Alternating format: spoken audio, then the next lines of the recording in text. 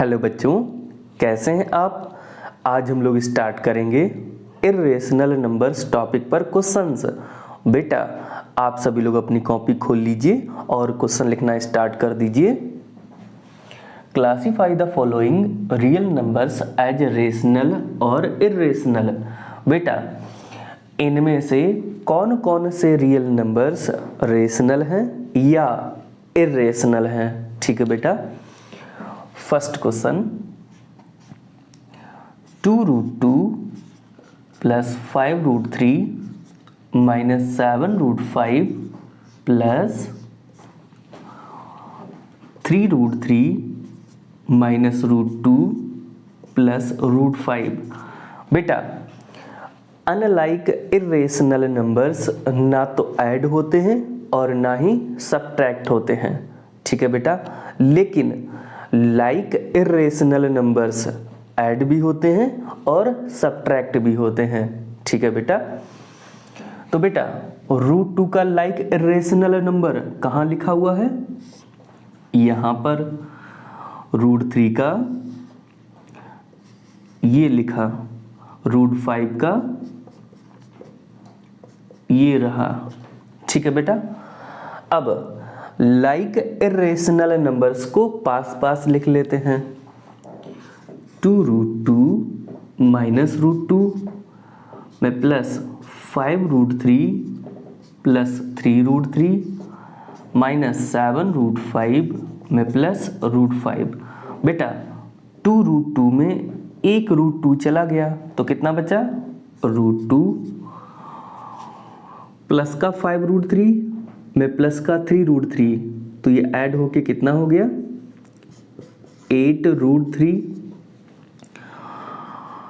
Negative का 7√5 और positive का √5, तो बेटा ये आपस में ऐड होके कितना होगा, नेगेटिव वाला नंबर बड़ा है और पॉजिटिव वाला छोटा है, तो ओवरऑल इन दोनों को ऐड करके जो रिजल्ट आएगा वो नेगेटिव वाला नंबर आएगा। तो कितना आएगा, तो माइनस 7√5 में एक √5 ऐड हो गया, तो बेटा ये बचा आपका 6√5। ठीक है बेटा, आई होप आप मेरी बात को अच्छे से समझ पा रहे होंगे। अच्छा बेटा, ये इसका मोस्ट सिंप्लीफाइड फॉर्म है। क्यों, क्योंकि अनलाइक इर्रेशनल नंबर्स आपस में अब ऐड होंगे नहीं, तो बेटा इससे ज़्यादा हम लोग अब सॉल्व कर भी नहीं सकते। तो आप खुद सोच के बताइए ये रेशनल है या इर्रेशनल। देखो बेटा, अगर ये मोस्ट सिंप्लीफाइड फॉर्म है इसका, तो इन पर से कभी रूट हटेगा नहीं, इसका मतलब ये इर्रेशनल नंबर है। ठीक है बेटा, सेकंड क्वेश्चन 2/3√7 माइनस 1/2√2 में प्लस 6√11 में प्लस 1/3√7 प्लस 3/2√2 माइनस √11। बेटा लाइक इर्रेशनल नंबर्स को पास पास लिखिए।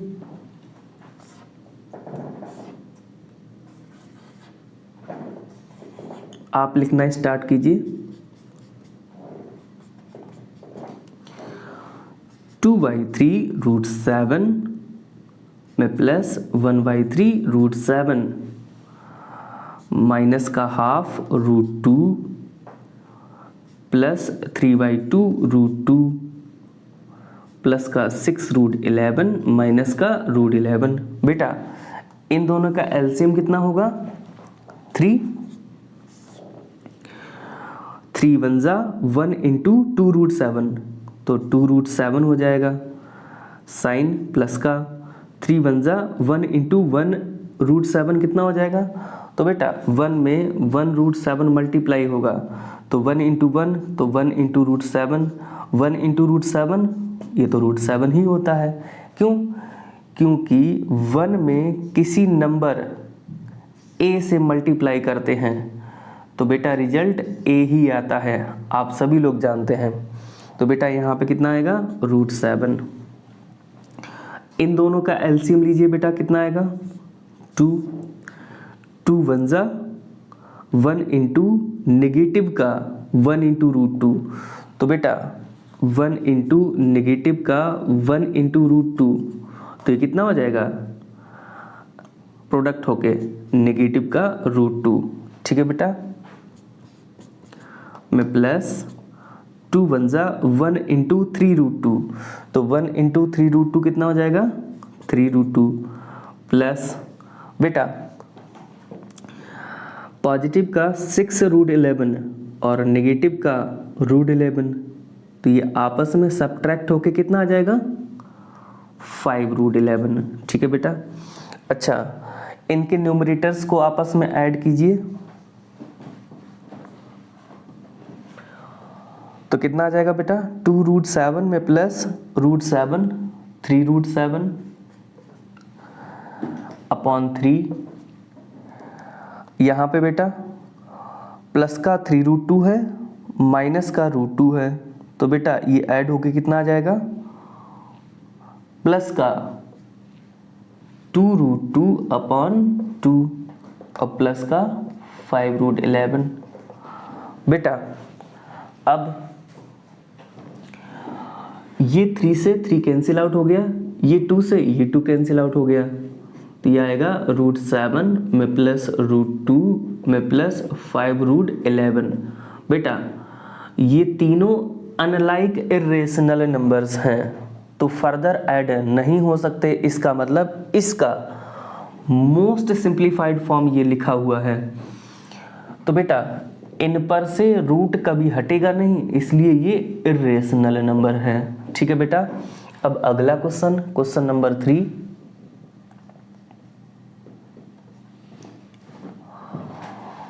(16√3) में इंटू 4√12। बेटा रेशनल का आपस में मल्टीप्लाई और इरेशनल का आपस में मल्टीप्लाई, तो 16 4 जा 64 इंटू √3 इंटू √12 कितना आ जाएगा बेटा, √36।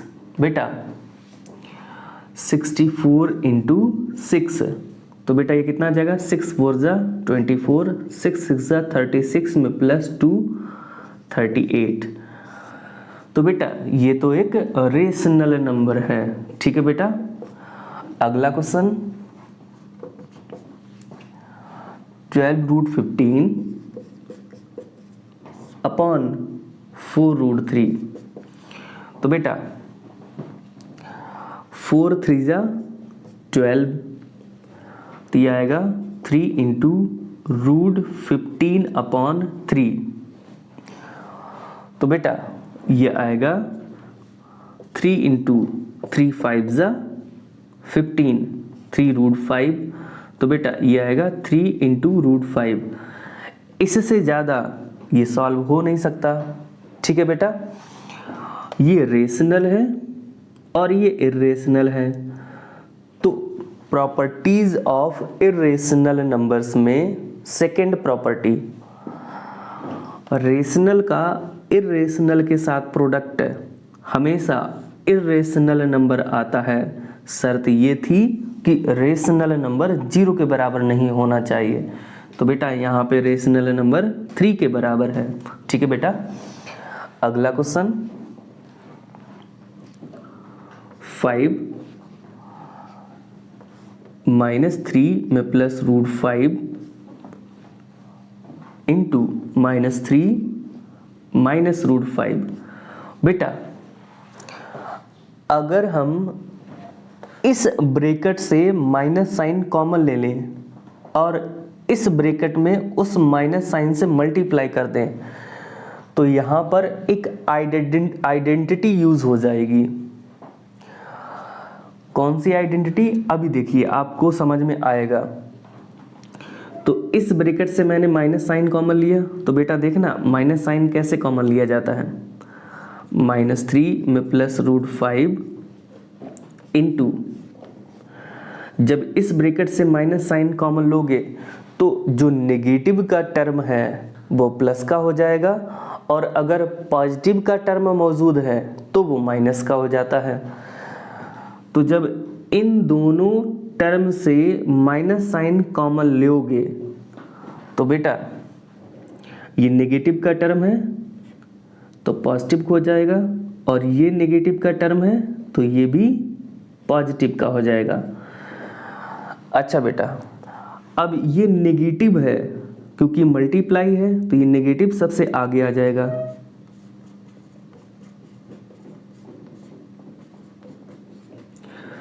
अब इस नेगेटिव को इस ब्रैकेट में मल्टीप्लाई कर दीजिए।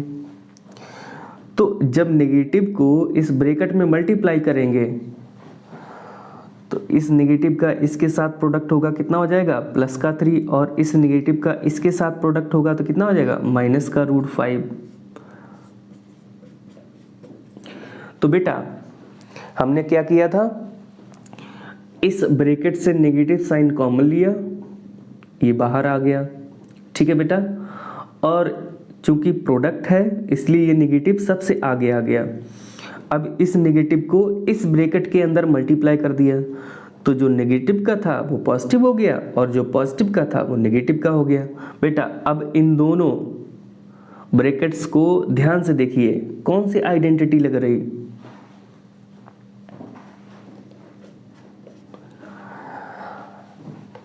a में plus b into a minus B, या कभी कभी हो सकता है a माइनस बी वाला ब्रैकेट पहले हो, a में प्लस b वाला ब्रैकेट बाद में हो, बात एक ही है।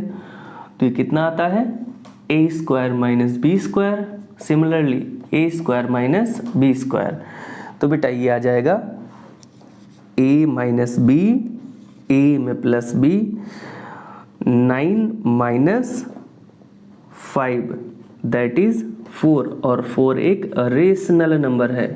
ठीक है बेटा, आई होप आपको ये पांचों क्वेश्चन अच्छे से समझ में आए होंगे। इनको नोट कर लीजिए, फिर हम लोग 6 वाले क्वेश्चन पर आते हैं।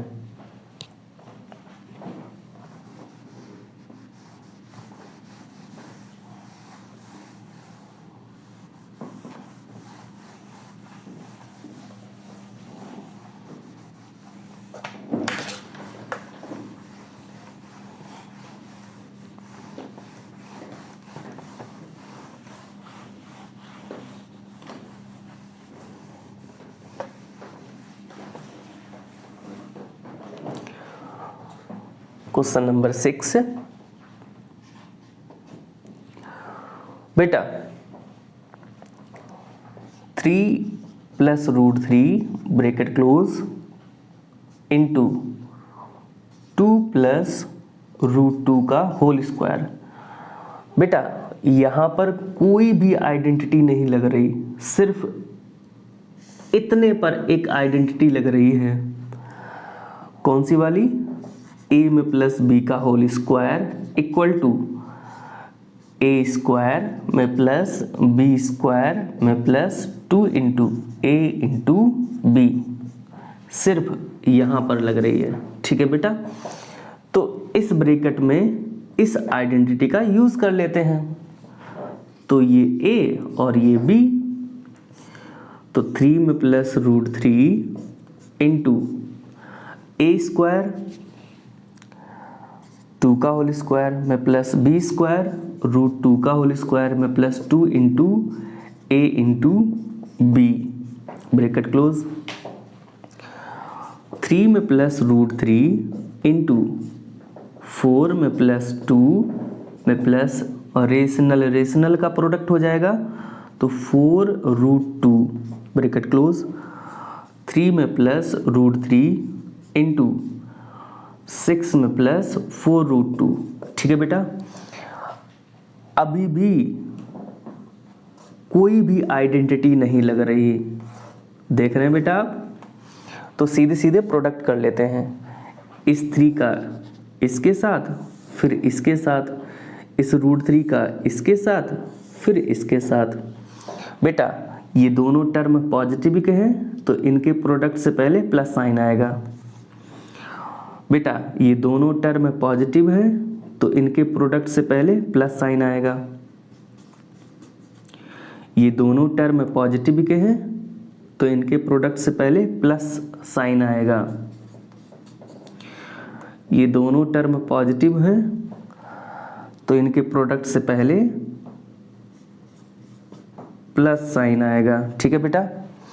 अच्छा, आप ऑब्जर्व कर पा रहे होंगे कि यहाँ पे जो इर्रेशनल नंबर्स हैं वो सारे अनलाइक हैं, तो ये आपस में ऐड होंगे नहीं, और रेशनल इर्रेशनल के साथ ऐड होता नहीं, तो इसका मतलब ये इसका मोस्ट सिंप्लीफाइड फॉर्म लिखा हुआ है। ठीक है बेटा।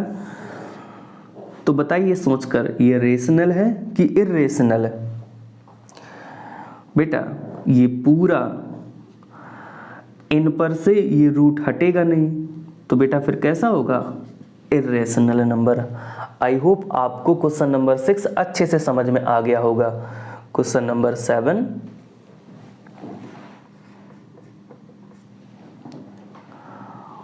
√8 प्लस √32 माइनस 6√2। बेटा रूट के अंदर लिखा नंबर अगर उससे कुछ रूट से बाहर निकल रहा है तो उसको जरूर निकालिए, बाद में सारे कैलकुलेशन हम लोग कर लेंगे। ठीक है बेटा।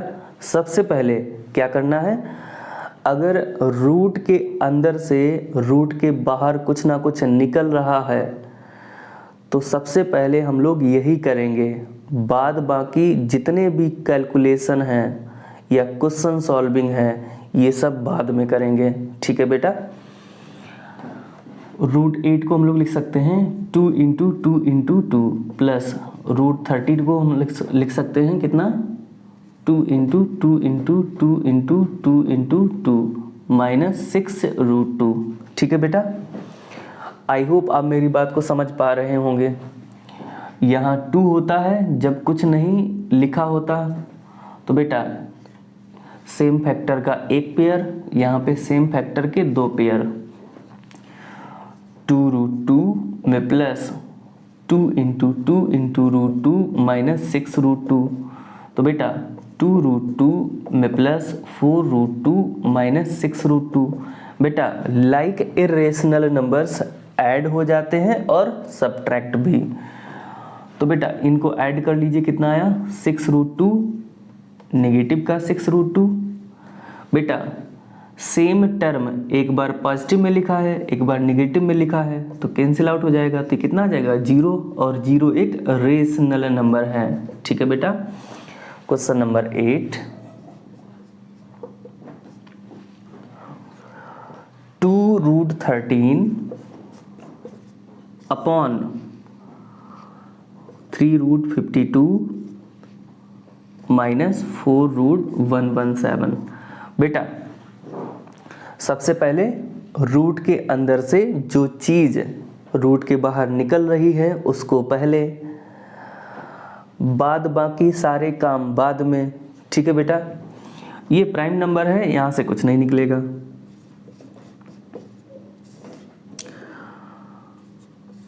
√52 का प्राइम फैक्टराइजेशन कर लीजिए बेटा। 2 2 जा 2 6 जा, बेटा तो यह आएगा 2 × 2 × √13 माइनस 4। बेटा 117 का प्राइम फैक्टराइजेशन कर लीजिए। सॉरी बेटा, यहाँ पे √13 मैंने लिख दिया था गलती से, आई एम रियली सॉरी। तो बेटा 117 का जब हम लोग प्राइम फैक्टराइजेशन करेंगे तो ये आएगा 3 3 जा 9, 3 9 जा 3 1 जा 3, 3 3 जा 9, 13 1 जा 3 × 3 × 13। बेटा सेम फैक्टर का एक पेयर, सेम फैक्टर का एक पेयर, तो यह आएगा 2√13 अपॉन 3 × 2√13 माइनस 4 × 3 × √13। तो बेटा ये आएगा 2√13 अपॉन 6√13 माइनस 12√13। बेटा लाइक इरेशनल नंबर्स, तो ये आपस में सब्ट्रैक्ट हो जाएंगे। 2√13 अपॉन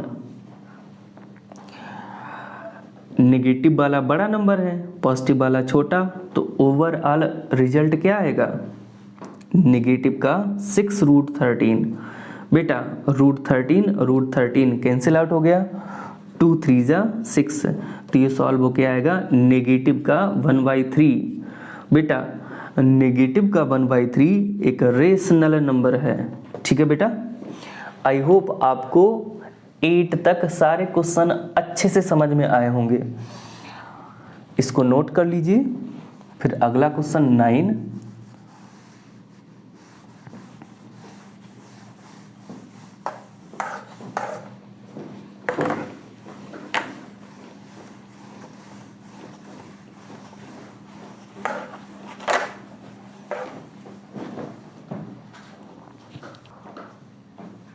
बेटा क्वेश्चन नंबर 9, √72 अपॉन 5√72 में प्लस 3√288 माइनस 2√648। तो बेटा मैंने क्या बताया था, रूट के अंदर लिखा नंबर, उससे अगर रूट के बाहर कुछ ना कुछ निकल रहा है, अगर ऐसा मन में एहसास हो रहा है तो उसको पहले करिएगा, बाद बाकी जितने भी काम हैं बाद में। ठीक है बेटा, तो 72 का प्राइम फैक्टराइजेशन 2 × 2 × 2 × 3 × 3। ठीक है बेटा, अपॉन 5 × 2 × 2 × 2 × 3 × 3 प्लस 3 × 288 का प्राइम फैक्टराइजेशन कर लीजिए बेटा। 14472 36 18 9 3 1। तो बेटा 2 × 2 × 2 × 2 × 2 × 3 × 3 माइनस 2 × अंडर रूट। बेटा 648 का प्राइम फैक्टराइजेशन कर लीजिए।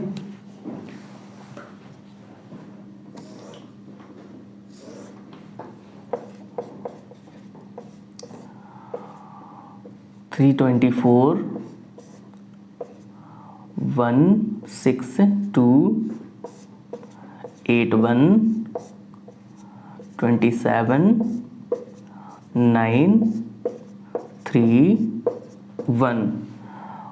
2 × 2 × 2 × 3 × 3 × 3 × 3। बेटा अगर आप कैलकुलेशन कम करना चाहते तो एक और काम कर सकते थे। जब आप 72 का प्राइम फैक्टराइजेशन कर रहे थे तो यहाँ पे आया 36 6 का होल स्क्वायर। ठीक है बेटा, तो इसकी प्लेस पे आप अंडर रूट 2 × 6 का होल स्क्वायर, और बेटा 6 का होल स्क्वायर का मतलब होता है 6 आपस में 2 बार मल्टीप्लाई हो रहा होता। ठीक है बेटा, सिमिलरली इसको भी ये लिख सकते थे। सिमिलरली यहाँ पे देखिए बेटा 288 का जब आप प्राइम फैक्टराइजेशन कर रहे थे तो ये आया 144 12 का होल स्क्वायर के बराबर होता है। तो बेटा इसकी प्लेस पर आप 3 × अंडर रूट 2 × 12 × 12 लिख सकते थे, और इसकी प्लेस पर 648 का जब आप प्राइम फैक्टराइजेशन करेंगे 324 18 का होल स्क्वायर होता है। ठीक है बेटा, तो आप इसकी प्लेस पे -2 × 2 इंटू 18 इंटू 18 ऐसे लिख सकते थे। ठीक है बेटा, तो इससे क्या है कि ये जो कैलकुलेशन है ये आपकी बच जाती, क्वेश्चन जल्दी हो जाता। तो मैं क्या कर रहा हूँ, यही फॉर्म लिख ले रहा हूँ। ठीक है बेटा, तो ये यहाँ से 6 बाहर आ जाएगा, तो यह 6√2 अपॉन बेटा 5 इंटू यहाँ से ये यही तो है, तो बेटा 6 बाहर आके कितना हो जाएगा, अंदर √2 बचेगा, प्लस 12 बाहर आ जाएगा, 12 इंटू 3 36√2 माइनस 18 बाहर आ जाएगा, तो 18 इंटू 2 36√2। ठीक है बेटा, तो बेटा ये सॉल्व होके आएगा। देखिए सेम टर्म एक बार पॉजिटिव में लिखा, एक बार नेगेटिव में लिखा। बेटा 6√2 अपॉन 5 इंटू 6√2, √2 से √2 कैंसिल आउट हो गया, 6 से 6 कैंसिल आउट हो गया, तो ये सॉल्व हो गया है 1/5, और 1/5 क्या है बेटा, रेशनल नंबर। आई होप आपको अच्छे से समझ में आ गया होगा क्वेश्चन नंबर 9। अगला क्वेश्चन नंबर 10। 3√45 माइनस 125 जिसके ऊपर अंडर रूट लगा है, में प्लस √200 माइनस √50। ठीक है बेटा, तो सबसे पहले रूट के अंदर जो भी नंबर लिखा हुआ है उससे रूट के बाहर कुछ ना कुछ अगर निकल रहा है तो उसको पहले करेंगे। तो बेटा 3 इंटू 5 माइनस 5 इंटू 5, ठीक है बेटा, प्लस इसको लिख सकते हैं हम लोग 2 इंटू 10 का होल स्क्वायर। बेटा इसको लिख सकते हैं हम लोग 2 इंटू 5 इंटू 5। ठीक है बेटा, यहाँ से सेम फैक्टर का एक पेयर, यहाँ भी सेम फैक्टर का एक पेयर, 3 बाहर निकल आएगा, तो 9√5 माइनस 5√5 प्लस 10√2 माइनस 5√2। बेटा लाइक इरेशनल नंबर्स को आपस में ऐड या सब्ट्रैक्ट जो भी करना है कर लीजिए। तो ये बचेगा 4√5, और बेटा यहाँ पे ये बचेगा 5√2। अनलाइक इरेशनल नंबर्स ना तो ऐड होते हैं और ना ही सब्ट्रैक्ट होते हैं। इसका मतलब ये इसका मोस्ट सिंप्लीफाइड फॉर्म लिखा हुआ है, इससे ज़्यादा इसको सॉल्व नहीं कर सकते। इसका मतलब इन पर से ये रूट कभी हटेगा नहीं, इसका मतलब इरेशनल नंबर। बेटा क्वेश्चन नंबर 9, 10 को नोट कर लीजिए, फिर क्वेश्चन नंबर 11 पे आते हैं।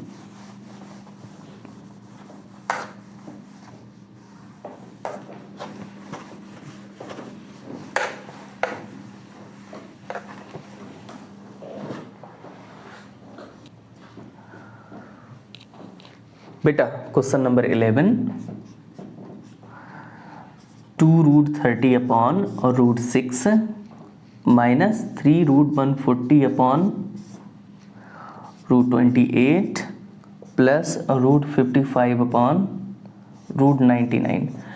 तो सबसे पहले हम लोग क्या करेंगे, रूट के अंदर जो भी नंबर लिखा है उससे अगर रूट के बाहर कुछ ना कुछ निकल रहा है तो उसको सबसे पहले, बाद बाकी जितने भी काम बाद में।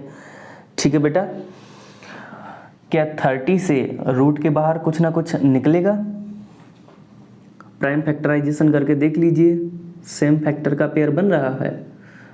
नहीं, इससे बाहर नहीं निकलेगा और ना ही इससे भी कुछ बाहर निकलेगा। ठीक है बेटा, तो ये 2 इंटू √30 अपॉन √6 माइनस 3 इंटू बेटा 140 का प्राइम फैक्टराइजेशन कर लीजिए, 70, 35, 5। ठीक है बेटा, तो यह आ जाएगा 2 into 2 into 5 into 7 upon root 28 का प्राइम फैक्टराइजेशन कर लीजिए बेटा। 2 इंटू 7 प्लस 55 से कुछ ना कुछ बाहर निकलेगा, ऐसा आपको लग रहा? नहीं निकलेगा, ठीक है बेटा। 99 सोचिए बेटा, एक बार प्राइम फैक्टराइजेशन करके देख लीजिए। 3 3 जा, हाँ निकलेगा बेटा। इसको हम लोग लिख सकते हैं 3 इंटू 11। तो बेटा 2 इंटू सिंगल रूट 30/6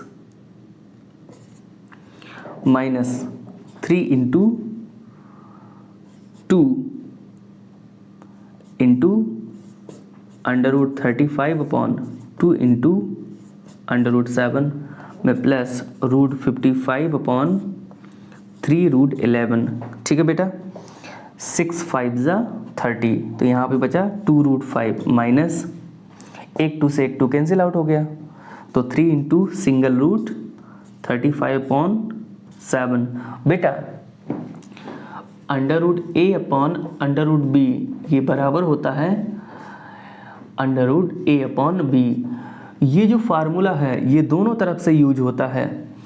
अगर ये लिखा हुआ है तो ऐसे लिख सकते हैं, और अगर ये लिखा हुआ है तो ऐसे लिख सकते हैं, ठीक है बेटा।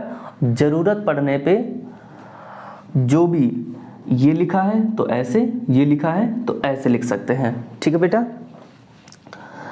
7 5 जा 35 प्लस 1/3 इंटू सिंगल रूट 55/11, तो 11 5 जा 55।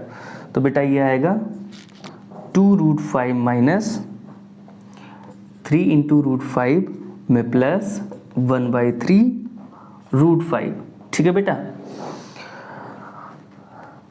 लाइक इरेशनल नंबर, ठीक है बेटा, तो ये ऐड सब्ट्रैक्ट आराम से होंगे। तो इनको पहले हम लोग सब्ट्रैक्ट कर लेते हैं। नेगेटिव वाला नंबर बड़ा है तो माइनस रूट 5 में प्लस 1/3 रूट 5। बेटा अब इनका एलसीएम लीजिए, जिनके डिनोमिनेटर में कुछ नहीं वहाँ 1 होता है, तो इनका एलसीएम कितना आ जाएगा। इसकी कैलकुलेशन बेटा मैं ऊपर कर रहा हूँ, जगह नहीं है इसलिए।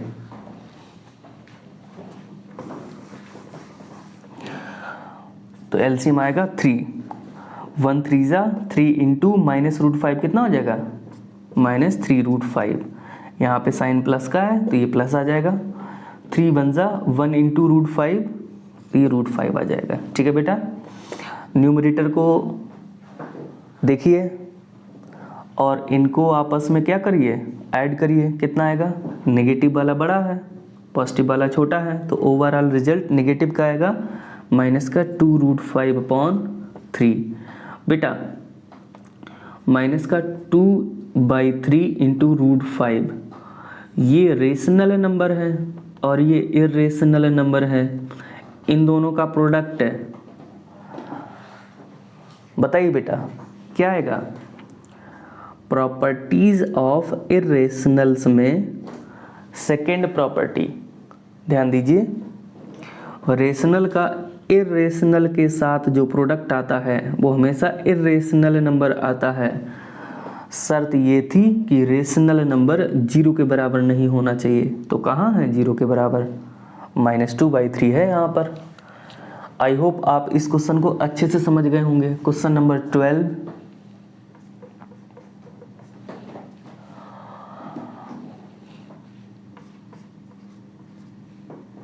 रूट 72 में plus root 100 minus root 18 minus 23 root 2।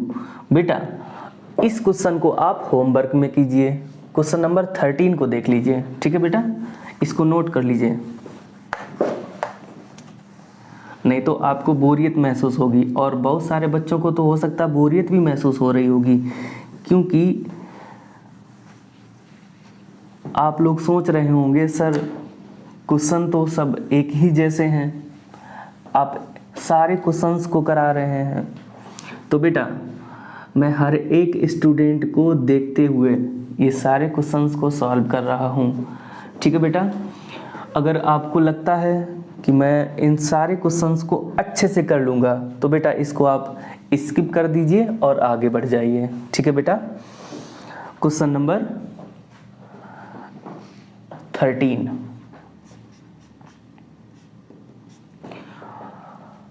Under root a square minus B square में plus a upon under root a square में प्लस बी स्क्वायर में प्लस बी, डिवीज़न का symbol under root a square में plus B square minus b upon a minus under root a square minus B square.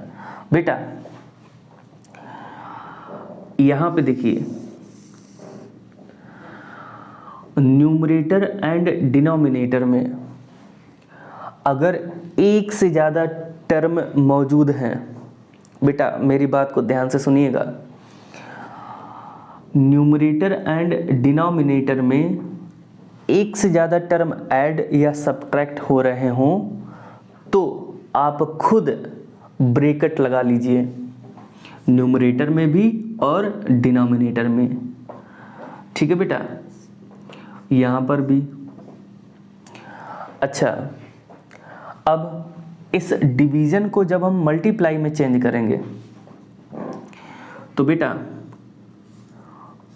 Under root a square minus B square में plus a upon under root a square में plus B square में plus B into जो बाद वाला fraction है, sorry fraction नहीं कहना चाहिए था, ये जो बाद वाला नंबर है, ठीक है बेटा, इसका डिनोमिनेटर न्यूमरेटर में चला जाएगा और न्यूमरेटर डिनोमिनेटर में चला जाएगा, ठीक है बेटा।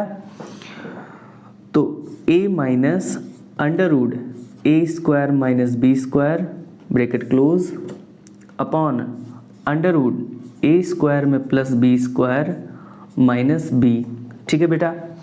अच्छा ये बताइए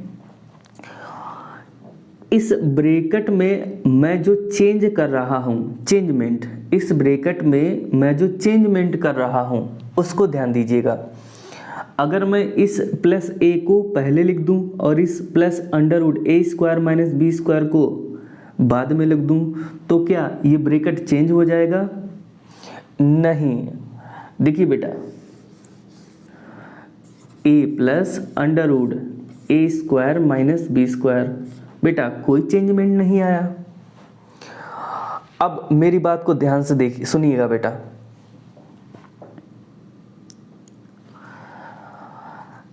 इस ब्रैकेट को और इस ब्रैकेट को जो कि मल्टीप्लाई हो रहे हैं, ध्यान से देखिए,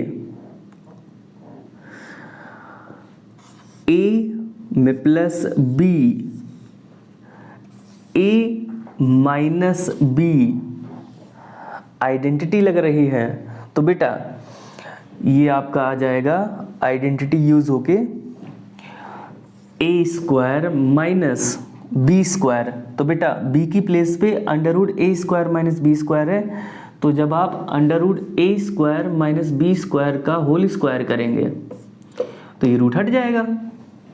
कैसे? अंडर रूट ए का होल स्क्वायर ए के बराबर होता है, ये फार्मूला है बेटा, इसको नोट कर लीजिए। तो बेटा ये आ जाएगा।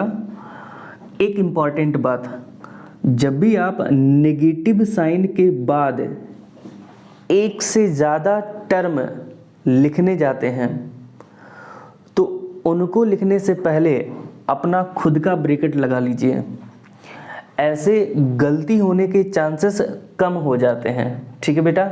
एक बार फिर से, नेगेटिव के बाद अगर एक से ज़्यादा टर्म्स आप लिखने जा रहे हैं तो उनको लिखने से पहले अपना खुद का ब्रैकेट लगा लीजिए ताकि गलतियां ना हो, ठीक है बेटा। तो ए स्क्वायर माइनस बी स्क्वायर, इस पर से रूट हट जाएगा तो बेटा यहाँ पे कितना बचेगा, a square minus B square upon, बेटा यहाँ पे देखिए इन दोनों ब्रैकेट को जो कि आपस में मल्टीप्लाई हो रहे हैं, यहाँ पे भी ए में प्लस बी, ए माइनस बी आइडेंटिटी यूज हो रही है, तो बेटा ए स्क्वायर में प्लस बी स्क्वायर माइनस, बेटा यहाँ पे माइनस के बाद सिंगल ही टर्म है तो आप ब्रैकेट लगाओ या ना लगाओ कोई दिक्कत नहीं, ठीक है बेटा। तो ये आ जाएगा ए स्क्वायर माइनस ए स्क्वायर में प्लस बी स्क्वायर, बेटा इस माइनस साइन का जब अंदर मल्टीप्लाई करेंगे तो ये माइनस का ए स्क्वायर हो जाएगा और ये प्लस का B square upon A square में plus B square minus B square, बेटा यहाँ पे ए स्क्वायर कैंसिल आउट हो जाएगा, यहाँ बी स्क्वायर कैंसिल आउट हो जाएगा, तो ये आ जाएगा B square upon A square. बेटा क्वेश्चन में ये दोनों आपको क्या दिए थे, इंटीजर्स, अगर बी इंटीजर है तो बी का होल स्क्वायर भी इंटीजर ही होगा, और अगर ए इंटीजर है तो ए का होल स्क्वायर भी इंटीजर ही होगा। तो बेटा इंटीजर अपॉन इंटीजर एक रेशनल नंबर, ठीक है बेटा, क्योंकि रेशनल नंबर में जो p अपॉन क्यू, तो p भी इंटीजर होता है q भी इंटीजर होता है, ठीक है बेटा। आई होप आप मेरी बात को समझ गए होंगे। तो ये सारे क्वेश्चन जो कि 13 क्वेश्चन थे, इनको आप अच्छे से समझ गए होंगे, ठीक है बेटा। अब हम लोग अगले टॉपिक पे आते हैं। अगला टॉपिक है कि क्वेश्चन है बेटा, सॉरी क्वेश्चन है अगला। अब हम लोग अगले क्वेश्चन पे आते हैं, इसको नोट कर लीजिए।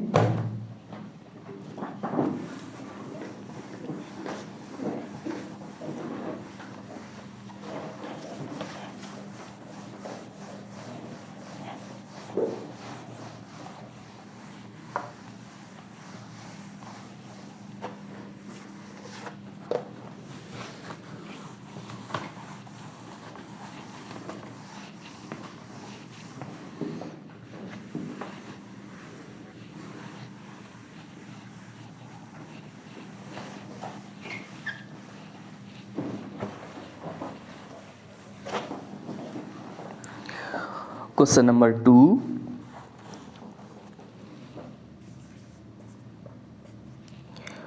In the given following,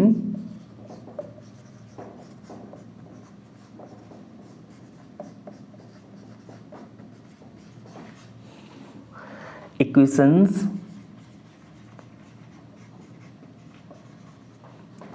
find which variable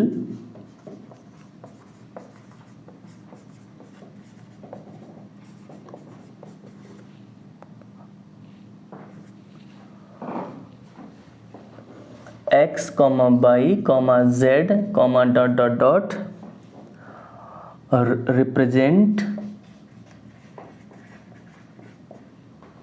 rational और irrational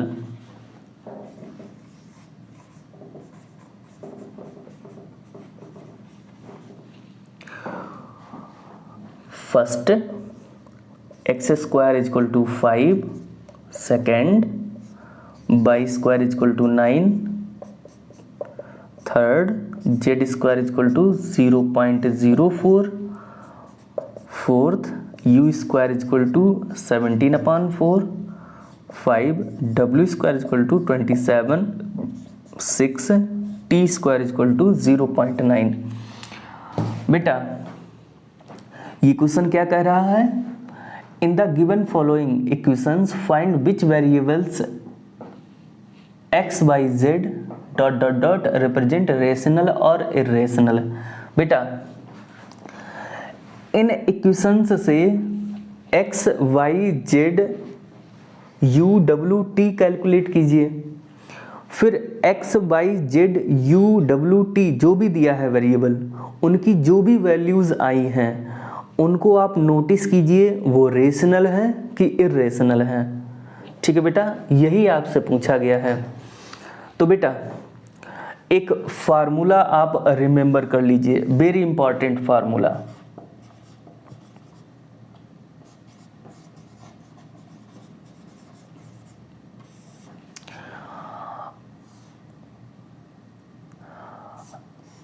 x square is equal to a, जहां पर ए आपका कैसा है, non negative, a is non negative. बेटा मैंने ए को नॉन नेगेटिव क्यों कहा, कोई बता सकता? अगर कोई बता सकता तो आप कमेंट बॉक्स में इसका आंसर लिख दीजिए। जो मैंने अभी पूछा कि ए इज नॉन नेगेटिव क्यों लिखा। बेटा देखिए,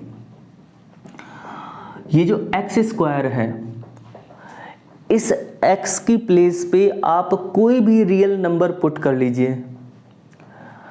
बेटा अगर आप एक्स की प्लेस पे कोई नेगेटिव नंबर पुट करते हैं तो एक्स स्क्वायर कैसा आ जाएगा, पॉजिटिव। अगर एक्स की प्लेस पे 0 पुट करते हैं तो एक्स स्क्वायर कितना आ जाएगा, 0।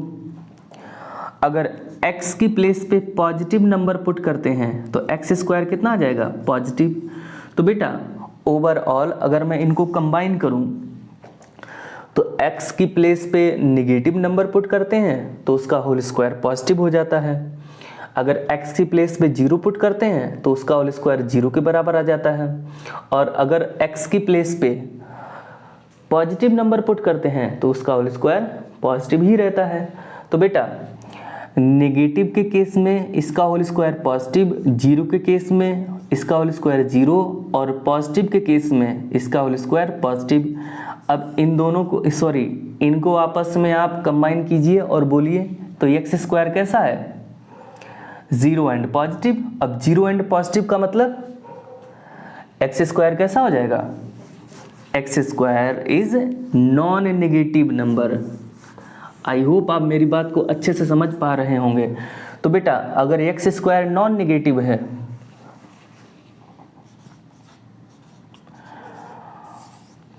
तो बेटा एक नॉन नेगेटिव नंबर के ही बराबर तो होगा। कोई नेगेटिव प्लस के बराबर होता क्या, कोई नेगेटिव नंबर है और पॉजिटिव नंबर के बराबर होगा, नहीं होगा। नेगेटिव नेगेटिव के बराबर होगा, पॉजिटिव पॉजिटिव के बराबर होगा। आई होप आप मेरी बात को समझ पा रहे हैं। नेगेटिव नंबर कभी पॉजिटिव नंबर के बराबर होगा ही नहीं। अब जैसे नेगेटिव का 2 है तो नेगेटिव का 2 के बराबर होगा, पॉजिटिव का 3 है तो पॉजिटिव के 3 के बराबर होगा। तो ओवरऑल पॉजिटिव पॉजिटिव के बराबर होता है, नेगेटिव नेगेटिव के बराबर होता है। Similarly non negative number non negative के बराबर होगा, इसलिए मैंने ए को नॉन नेगेटिव कहा। ठीक है बेटा, आई होप आप मेरी बात को समझ पा रहे होंगे। तो ये तो रही बात इस चीज की कि ए नॉन नेगेटिव क्यों कहा जाता है, इस फार्मूले में ए को नॉन नेगेटिव क्यों माना जाता है। ठीक है बेटा, तो इसका उत्तर आपको मिल गया होगा।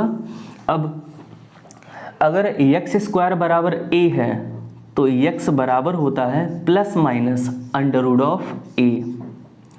बेटा ये बहुत इंपॉर्टेंट फार्मूला है।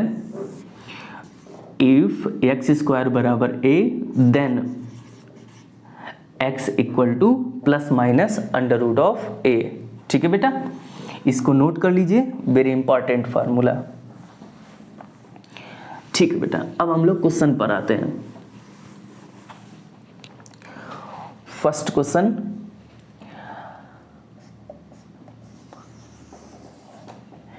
X square is equal to 5। तो बेटा यहां पे ये वाला फार्मूला यूज करिए, capital x square equal to a. बेटा ध्यान दीजिए, a is non negative number, इसको एक टेक्निकल वे में लिखा जा सकता है, a greater than equal to 0। बेटा ए या तो पॉजिटिव है या 0 के बराबर है, और पॉजिटिव 0 को कंबाइन करो तो क्या हो जाएगा, नॉन नेगेटिव। ठीक है बेटा, तो इसको ऐसे भी लिख सकते हैं। ठीक है बेटा, हायर क्लासेस में आपको ये कम ये ज्यादा दिखेगा, तो ये किसके बराबर हो जाता है, plus minus under root of a. तो बेटा यहां पे ये फार्मूला यूज कीजिए। 5 आपका नॉन नेगेटिव है, नॉन नेगेटिव मतलब जो नेगेटिव नहीं है, तो 5 नेगेटिव नहीं है, तो यहाँ पे ये फार्मूला यूज़ होगा। तो x बराबर आ जाएगा ±√5। बेटा ±√5 का मतलब x की दो वैल्यूज़ आई, पहली +√5 और दूसरी -√5। ठीक है बेटा, +√5 भी इर्रेशनल नंबर है और -√5 भी इर्रेशनल नंबर है। इसका मतलब x आपका कैसा है? Irrational number. ठीक है बेटा, x is an irrational number. Question number 2, y² = 9, 9 non negative है, तो बेटा ये आ जाएगा y = ±√9, तो ये आ जाएगा y = +-3, तो ये आ जाएगा y = 3 एंड -3। बेटा ये रेशनल नंबर है, ये भी रेशनल नंबर है, तो y कैसा होगा? y is a rational number. ठीक है बेटा। Question number 3, z² = 0.04। इस डेसिमल को पहले फ्रैक्शन में चेंज कर लो। z² = 4/100, z बराबर ±√4/100, z = ±√4/100, z ± बेटा 2/10 कैंसिल आउट हो जाएगा ये, तो z = प्लस का 1/5 कॉमा माइनस का 1/5, ये दोनों रेशनल नंबर हैं, इसलिए z is a rational number. बेटा इसको नोट कर लीजिए, फिर अगले क्वेश्चन पे आते हैं।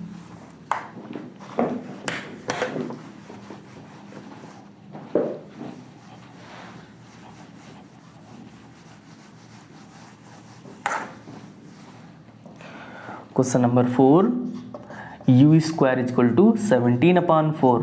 तो बेटा u = ±√17/4, तो u = ±√17/4, तो u = ±√17/2, तो u = प्लस का √17/2 कॉमा माइनस का √17/2। तो बेटा ये आपका इर्रेशनल नंबर है और ये आपका इर्रेशनल नंबर है, तो u कैसा होगा? u is an irrational number. I hope आप मेरी बात को अच्छे से समझ गए होंगे। अगला क्वेश्चन, w² = 27, तो w = ±√27, तो w = ±3√3। बेटा यहाँ पे मुझे एहसास हुआ कि रूट से कुछ ना कुछ बाहर निकल सकता है। ठीक है बेटा, तो w = प्लस का 3√3 कॉमा माइनस का 3√3। अब प्लस को आगे नहीं लिखा जाता है, ऑब्वियस है, ये इर्रेशनल है, ये भी इर्रेशनल है, तो w is an irrational number. अगला क्वेश्चन, क्वेश्चन नंबर 6, t² = 0.9, तो बेटा t² = 9/10, t = ±√9/10, t = ±3/√10, t = 3/√10 comma minus का 3/√10। ये भी इर्रेशनल नंबर है और ये भी इर्रेशनल नंबर है। ठीक है बेटा, तो t is an irrational number. I hope आपको सारे पार्ट अच्छे से समझ में आए होंगे। इसको नोट कर लीजिए बेटा, इन क्वेश्चंस को नोट कर लीजिए, फिर हम लोग इनके सॉल्यूशंस पे आते हैं। ठीक है बेटा, क्वेश्चन नंबर 3, जिसका सॉल्यूशन नंबर 3 क्या कह रहा? Question number 3, x be a rational number and y be an irrational number is x में plus y necessarily an irrational number? Give an example in support your answer। देखो बेटा, x आपको rational number दिया है, y आपको irrational number दिया है। अब x में प्लस y को ऐड करते हैं, तो बेटा रेशनल नंबर में प्लस इर्रेशनल नंबर। बेटा प्रॉपर्टीज ऑफ इर्रेशनल्स में फर्स्ट प्रॉपर्टी, जब किसी रेशनल नंबर को इर्रेशनल नंबर के साथ ऐड करते हैं या सब्ट्रैक्ट करते हैं तो रिजल्ट हमेशा इर्रेशनल नंबर आता है। तो इसका मतलब x में प्लस बाई क्या होगा, हमेशा इर्रेशनल नंबर आएगा। तो बेटा इस क्वेश्चन का आंसर क्या होगा, यस। अब आपको कुछ एग्जाम्पल्स बताने हैं, ठीक है बेटा। तो कोई बात नहीं, x को मैंने 2 लेट किया, y को मैंने √3 लेट किया।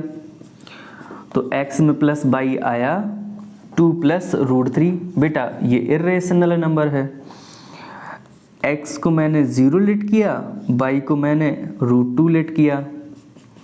तो x में प्लस बाई आया 0 में प्लस √2, 0 में प्लस √2 सॉल्व होके आया √2। तो बेटा ये भी आपका इर्रेशनल नंबर है। और ऐसे आप कई सारे एग्जाम्पल्स दे सकते हैं, ठीक है बेटा। आई होप आपको क्वेश्चन नंबर 3 अच्छे से समझ में आ गया होगा। अब हम लोग क्वेश्चन नंबर 4 के बारे में बात कर लेते हैं।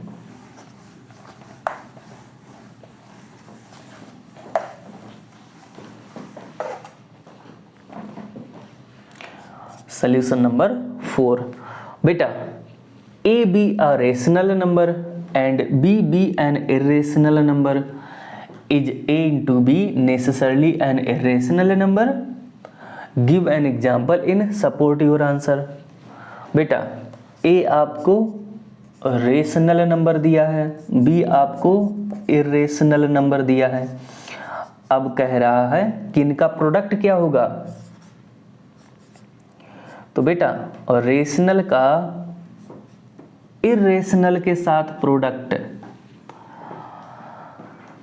ध्यान दीजिए, हमेशा इर्रेशनल नंबर आता है अगर रेशनल नंबर 0 के बराबर ना हो।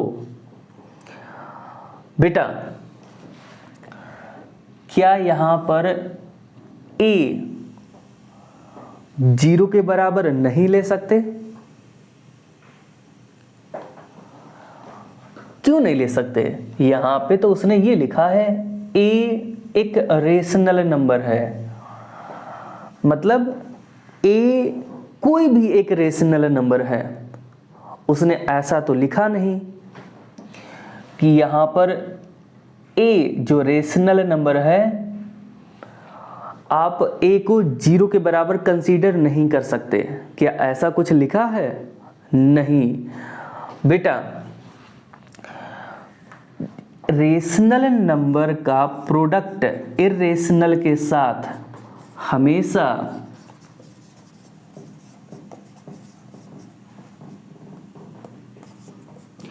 इर्रेशनल नंबर आता है अगर रेशनल नंबर 0 के बराबर नहीं है। लेकिन बेटा क्वेश्चन में ऐसा कोई बाउंडेशन नहीं है कि आप a को 0 के बराबर ना लें। आप a को 0 के बराबर ले सकते हैं। जब आप a को 0 के बराबर रख सकते हैं तो बेटा 0 इंटू कोई भी इर्रेशनल नंबर हो तो ये किसके बराबर हो जाएगा, 0, और 0 एक रेशनल नंबर है। तो बेटा अब मेरी बात को ध्यान से सुनिए। अगर a हम 0 के बराबर ले सकते हैं तो a इंटू b कभी कभी 0 के बराबर आता है, और जब हम a की प्लेस पे 0 ना पुट करके कोई दूसरा रेशनल नंबर पुट करते हैं, जैसे मैंने मान लिया 2, तो 2 इंटू कोई भी इर्रेशनल नंबर लेट कर लीजिए आप, √3, तो 2√3, तो बेटा रिजल्ट आता इर्रेशनल नंबर। मतलब a इंटू b ये कभी कभी रेशनल नंबर आता है और कभी कभी इर्रेशनल नंबर आता है। कैसे? बेटा जब a को हम 0 के बराबर पुट करते हैं तो a इंटू बी रेशनल के बराबर हो जाता है, और अगर हम a को 0 के अलावा कोई दूसरा रेशनल नंबर पुट करते हैं तो a इंटू बी ये इर्रेशनल नंबर आता है। इसका मतलब a इंटू बी जरूरी नहीं कि हमेशा इर्रेशनल नंबर आए। तो बेटा आंसर होगा नो। अच्छा बेटा, अगर यहां पे ऐसा लिखा होता है a is non zero rational number, तो बेटा ये वाला केस होता नहीं। ठीक है बेटा, तो a इंटू बी हमेशा कैसा आता, ऑलवेज इर्रेशनल नंबर आता। तो हमारा आंसर क्या हो जाता है एस। ये कब, जब ये लिखा होता है, लेकिन ये तो लिखा नहीं, ये लिखा नहीं, तो हमारा आंसर क्या होगा नो। क्यों? क्योंकि फिर ये वाला केस इंक्लूड हो जाएगा, जिसकी वजह से a इंटू बी कभी कभी रेशनल होगा और कभी कभी इर्रेशनल होगा। ठीक है बेटा, इसलिए a इंटू बी जरूरी नहीं कि इर्रेशनल नंबर हो, आंसर होगा नो। अब आपको कुछ एग्जाम्पल्स बताने हैं, बता दीजिए। a को मैंने 2 लेट किया, b को मैंने √3 लेट किया, तो a इंटू बी आया 2 इंटू √3, ये सॉल्व होके आया 2√3 जो कि इर्रेशनल नंबर है।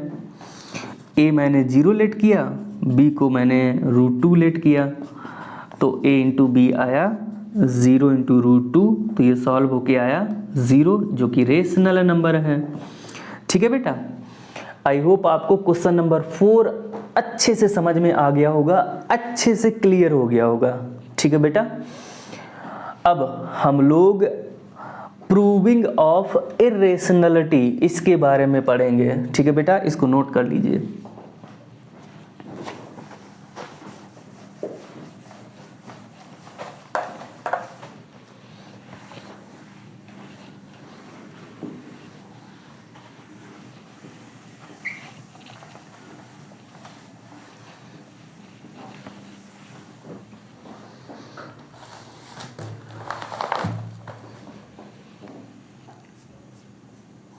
Proving of irrationality।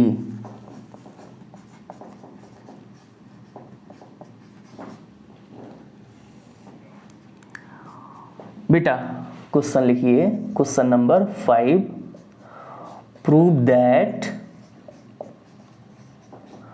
√2 is an irrational number। Question number 6, prove that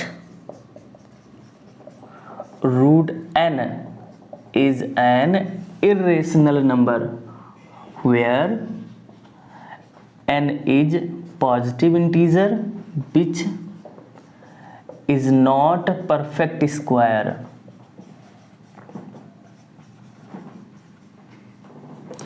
ठीक है बेटा,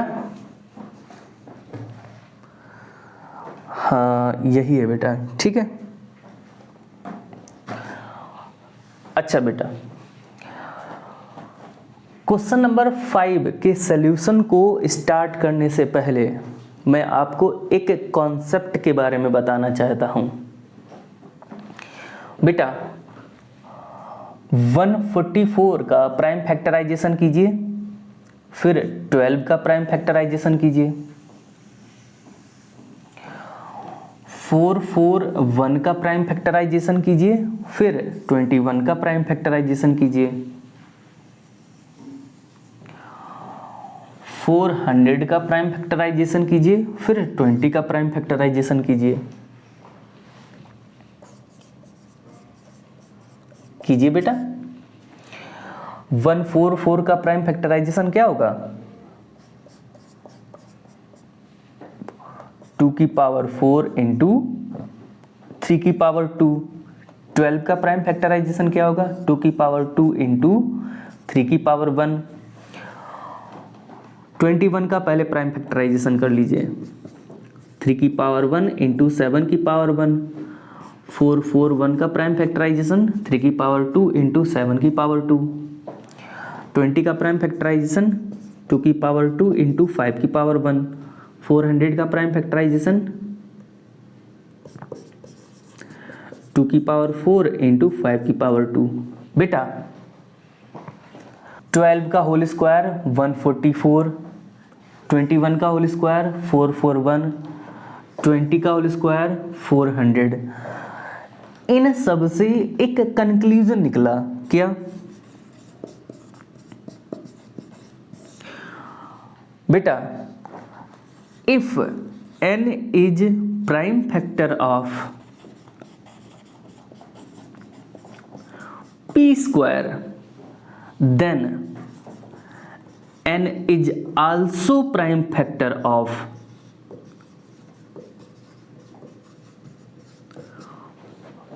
p। बेटा इंपॉर्टेंट, क्या ये स्टेटमेंट आपको अच्छे से समझ में आ गया? बेटा ये है p तो ये लिखा p स्क्वायर।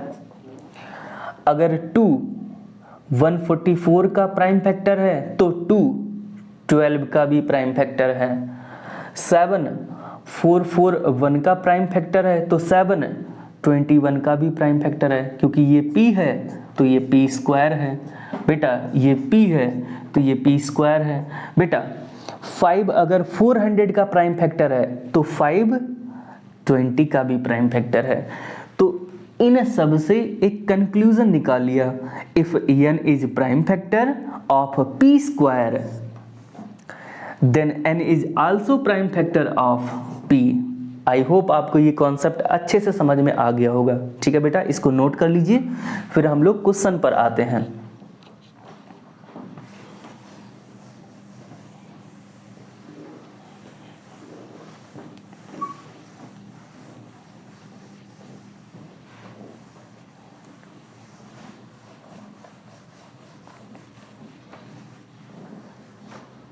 बेटा क्वेश्चन नंबर 5, इसके सॉल्यूशन पे आते हैं। Solution number 5।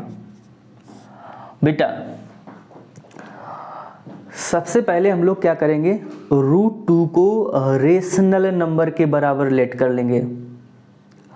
ठीक है बेटा, और जब हम लोग सॉल्यूशन करेंगे तो सॉल्यूशन अपने आप आपको बता देगा कि √2 एक रेशनल नंबर नहीं है। ठीक है बेटा, कॉन्ट्राडिक्शन है। आई होप आप मेरी बात को समझ पा रहे होंगे। तो हम लोग पहले √2 को रेशनल नंबर लेट करेंगे और सॉल्यूशन के आधार पर कॉन्ट्राडिक्शन से हम लोग ये प्रूव कर देंगे कि ये रेशनल नंबर नहीं है। ठीक है बेटा, अच्छा तो √2 को हमने रेशनल नंबर लेट कर लिया p/q, where p, q are integers and q does not equal to 0। बेटा इस रेशनल नंबर के साथ साथ एक और चीज लेट की जाती है, क्या? ये जो रेशनल नंबर है ये हमारा मोस्ट सिंप्लीफाइड फॉर्म में होना चाहिए। अब इसको मोस्ट सिंप्लीफाइड फॉर्म कहना है तो इसका मतलब p एंड q को प्राइम नंबर्स होने चाहिए। अगर ये को प्राइम नंबर्स होंगे तो आपस में कटेंगे नहीं, और जब कटेंगे नहीं इसका मतलब ये मोस्ट सिंप्लीफाइड फॉर्म है। तो बेटा p, q are coprime pair. इसकी प्लेस पे ये भी लिखा जा सकता, p, q have no common factor other than 1। No common factors भी लिख सकते हैं अदर देन 1। ठीक है बेटा, एक ही बात है। अब ये तो हमारी हो गई √2 की कहानी कि p/q फॉर्म में लेट करते हैं, और साथ में ये भी लेट करते हैं। ये इसलिए लेट करते हैं क्योंकि ये p/q मोस्ट सिंप्लीफाइड फॉर्म है। ये बता रहा है कि p/q मोस्ट सिंप्लीफाइड फॉर्म है। ठीक है बेटा, अब स्क्वायर बोथ साइड। बेटा ये आएगा 2 equal to P square upon Q square. बेटा क्रॉस मल्टीप्लाई कर दीजिए तो ये आएगा P square equal to 2 Q square. बेटा राइट साइड को एक्सपेंड कर दीजिए तो ये आ जाएगा P square equal to 2 into Q. बेटा क्या आपको ऐसा नहीं लग रहा कि ये कोई एक नंबर है जिसका ये प्राइम फैक्टराइजेशन लिखा हुआ है? तो बेटा अब मेरी बात को ध्यान से समझना। If 2 is prime factor of P square then 2 is also prime factor of P. बेटा जो इस क्वेश्चन से पहले कॉन्सेप्ट बताया था वो यहाँ पे अप्लाई हो रहा। अगर 2p स्क्वायर का प्राइम फैक्टर है तो 2 किसका भी प्राइम फैक्टर होगा? p का। इसका मतलब p के प्राइम फैक्टराइजेशन में हमें ये पता चल गया कि 2 एज ए प्राइम फैक्टर मौजूद है, लेकिन p का पूरा प्राइम फैक्टराइजेशन नहीं पता है। अब पूरा प्राइम फैक्टराइजेशन नहीं पता है तो बेटा इनटू करके जो आगे इसका प्राइम फैक्टराइजेशन होगा उसको हमने n लेट कर लिया। ठीक है बेटा। अब जितने भी प्राइम नंबर होते हैं वो सब नेचुरल नंबर के कलेक्शन में समाये हुए हैं। मतलब every prime number is a natural number. तो बेटा प्राइम्स का प्रोडक्ट भी क्या होगा? Natural number. तो जो 2 के बाद प्राइम नंबर्स नहीं पता हैं तो उनका जो भी प्रोडक्ट होगा वो एक नेचुरल नंबर होगा। तो बेटा n एक नेचुरल नंबर होगा। इसको आपने इक्वेशन नंबर 1 दे दिया। ठीक है बेटा, आई होप आप मेरी बात को समझ पा रहे होंगे। p का पूरा प्राइम फैक्टराइजेशन नहीं पता था, सिर्फ p का प्राइम फैक्टराइजेशन में 2 पता था एज ए प्राइम फैक्टर। तो पूरा नहीं पता था तो हमने आगे का n लेट कर लिया। अब n 2 के आगे के जितने भी प्राइम फैक्टर्स होंगे उनका प्रोडक्ट रहा होगा। और प्राइम्स सारे नेचुरल नंबर्स होते हैं, और जब प्राइम सारे नेचुरल नंबर होते हैं तो ये n क्या रहा होगा? एक नेचुरल नंबर रहा होगा। आई होप आप मेरी बात को अच्छे से समझ पा रहे होंगे। बेटा इस p बराबर 2n को इसमें पुट कर दीजिए। ठीक है बेटा, जहां जहां p हो वहां पे p की प्लेस पे 2n पुट कर दीजिए तो आ जाएगा 2n का whole square equal to 2q square. तो बेटा 2n का होल स्क्वायर आएगा 4n square equal to 2q square. बेटा 2 2 ज़ा 4 तो ये q स्क्वायर इक्वल टू आ जाएगा 2n स्क्वायर। बेटा राइट साइड को एक्सपेंड कर दीजिए तो q square equal to 2 into n। बेटा if 2 is prime factor of q square then 2 is also prime factor of q। इसका मतलब q के प्राइम फैक्टराइजेशन में 2 एज प्राइम फैक्टर है ये तो पता है, बट q का पूरा प्राइम फैक्टराइजेशन नहीं पता है। तो आगे वाले प्राइम फैक्टराइजेशन का जो भी प्रोडक्ट आएगा, आगे वाले प्राइम फैक्टर्स का जो भी प्रोडक्ट आएगा उसको हमने m लेट कर लिया। और प्राइम्स का प्रोडक्ट, भाई प्राइम सारे नेचुरल नंबर हैं तो प्राइम्स का प्रोडक्ट जो भी आएगा वो भी नेचुरल नंबर होगा। तो इसको आप सेकंड दीजिए इक्वेशन और m क्या होगा? एक नेचुरल नंबर होगा। ठीक है बेटा। अच्छा, फर्स्ट और सेकंड इक्वेशन को ध्यान से ऑब्जर्व कीजिए बेटा।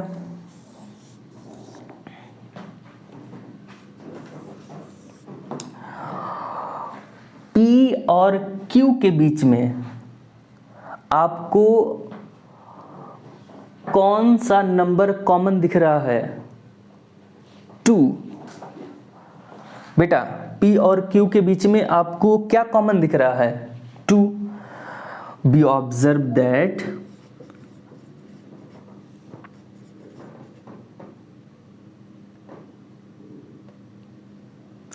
ऑब्जर्व की स्पेलिंग क्या होती है? ये तो नहीं होती है।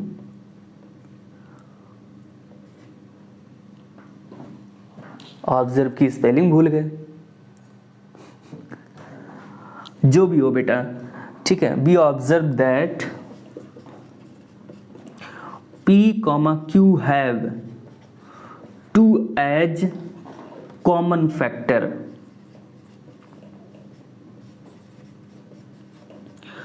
but we assume that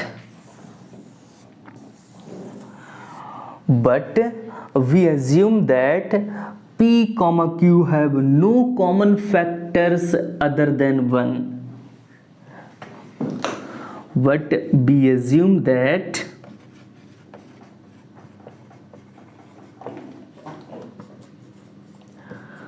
P, Q have no common factor other than 1.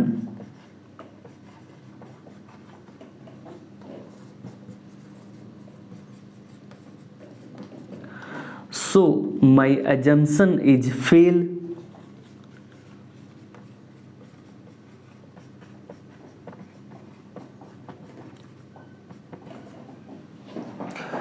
Hence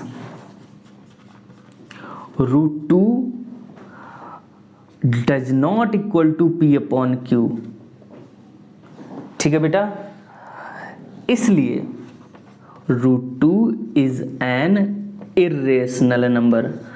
I hope आपको इस क्वेश्चन का जो सल्यूशन है वो अच्छे से समझ में आ गया होगा।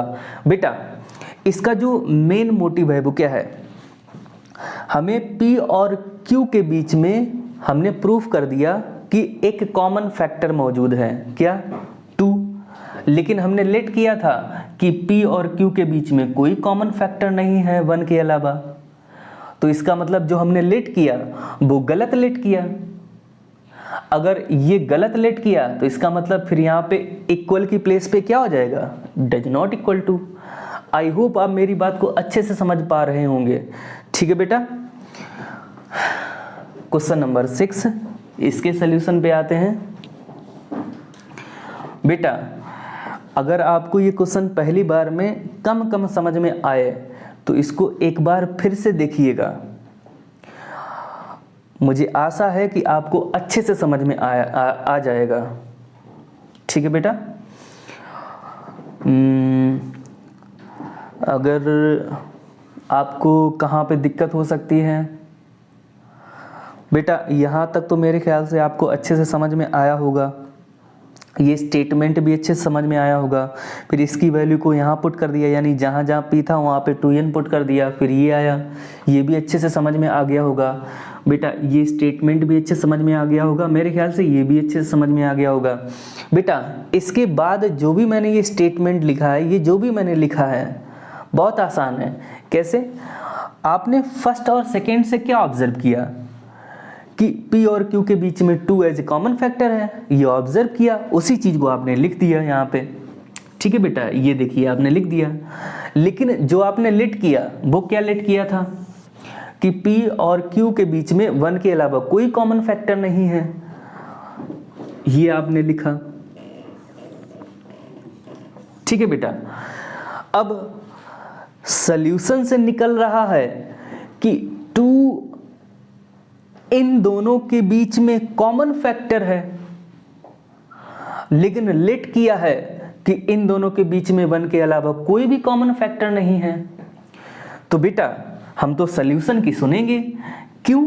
क्योंकि यार P और Q के बीच में 2 एज ए कॉमन फैक्टर आया है और लेट किया हमने कि इनके बीच में 1 के अलावा कोई कॉमन फैक्टर नहीं है, तो हमने फिर गलत लेट किया। इसका मतलब √2 इसके बराबर नहीं होगा। अब √2 इसके बराबर नहीं होगा तो फिर क्या होगा? √2 does not equal to P upon Q। अब √2 अगर रेशनल नंबर नहीं है तो फिर क्या होगा? √2 is an irrational number. I hope बेटा अब आप अच्छे से समझ जाएंगे। ठीक है बेटा, क्वेश्चन नंबर 6 बिल्कुल क्वेश्चन नंबर 5 की तरह है, एकदम क्वेश्चन नंबर 5 की तरह।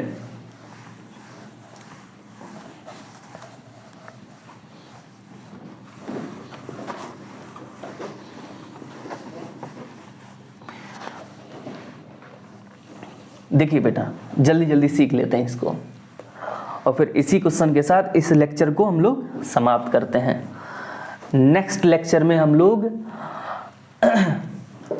Represent of irrational numbers on the number line इसके बारे में पढ़ेंगे और कुछ प्रूविंग ऑफ इर्रेशनलिटी के क्वेश्चंस भी करेंगे। ठीक है बेटा, तो सबसे पहले रूट एन को क्या लेट कर लेंगे, P upon Q, where p, q are integers and q does not equal to 0। और साथ में एक और चीज लेट करनी है, p, q are को prime pair.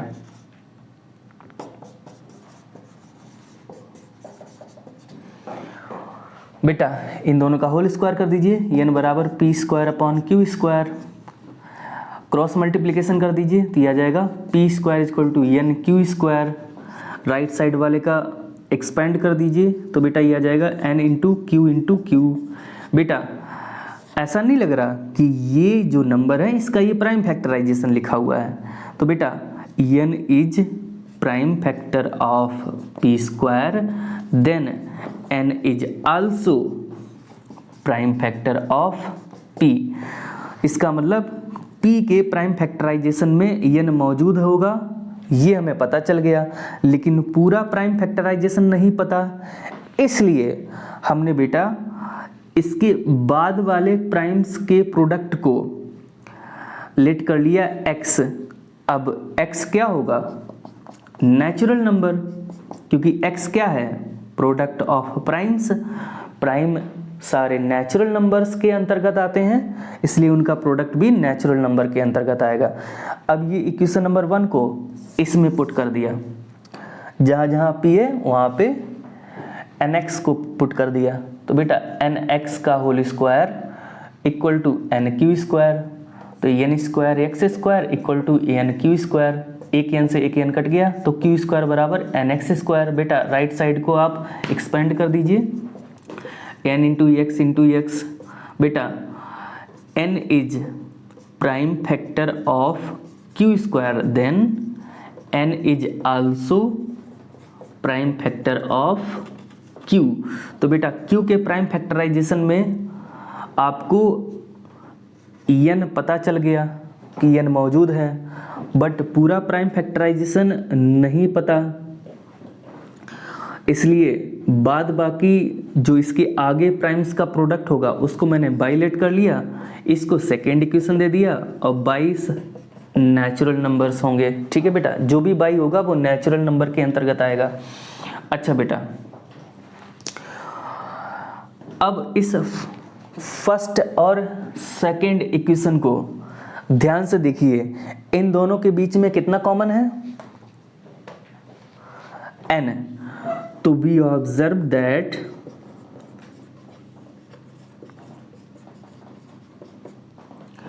from first and second,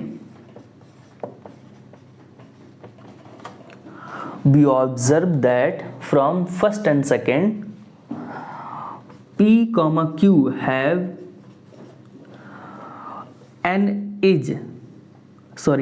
p comma q have n as common factor,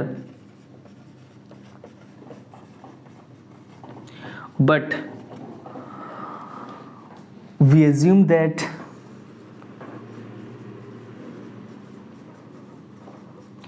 p comma q have no common factor other than 1.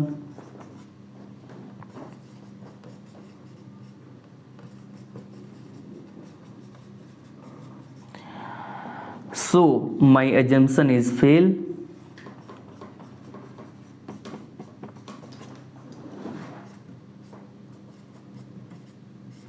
Hence root n